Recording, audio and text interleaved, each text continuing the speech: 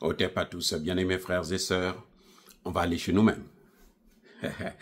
En RDC, en Afrique. Voilà. Alors, en Afrique, la plus grande, la plus belle information, je ne sais pas si vous avez entendu parler du général Kabido. C'est un général autoproclamé qui était Wazalendo. Était Mouzalendo, voilà. Quand c'est au singulier, c'est Mouzalendo. Waza, c'est au pluriel. Wa, c'est le pluriel. Donc, ce Mouzalendo, qui était général de ses troupes, est celui qui avait sacrifié Nyamirima, je crois. Voilà. C'est-à-dire que les Rwandais l'ont contacté. C'est un Congolais. Hein. Les Rwandais l'ont contacté, Kagame. En fait, Kagame, l'armée de Kagame, c'est pas une armée forte en tant que telle. Les gens vous font croire, les Nations Unies vous font croire qu'ils ont des armes. Non, il n'y a rien. Ils n'ont rien. C'est parce que Tshisekedi n'a jamais voulu prendre ces choses-là au sérieux, parce que lui, il souhaitait faire la diplomatie, mais sinon, ils ne valent rien. Rien, je dis bien rien, puisque les Ouazalais sont en train de leur donner des raclés.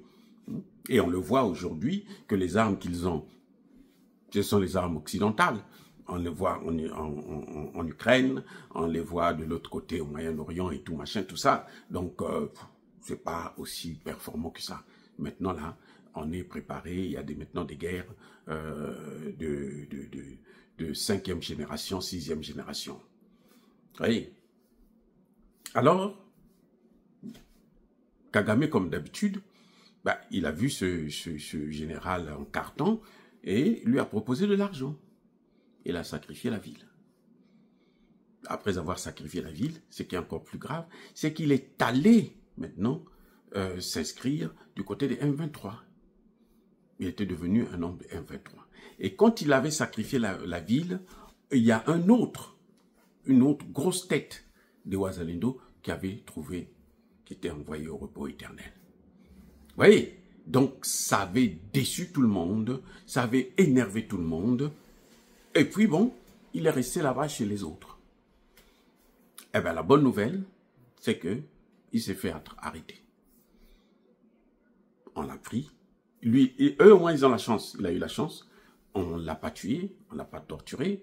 On le prend, on est en train de l'amener maintenant à Kinshasa. Bon, est-ce qu'à Kinshasa, leurs complices vont le libérer?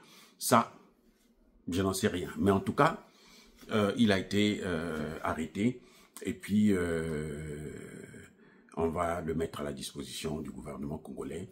Et j'espère que Tshisekedi, pour une fois, sera plus sérieux pour contrôler, pour prendre lui-même, parce que c'est lui le chef des armées. Donc, l'échec de l'armée, c'est son échec, c'est son incompétence.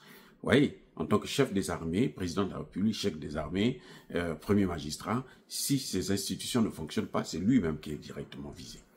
Bref, donc, ce gros traître, il avait déçu tout le monde.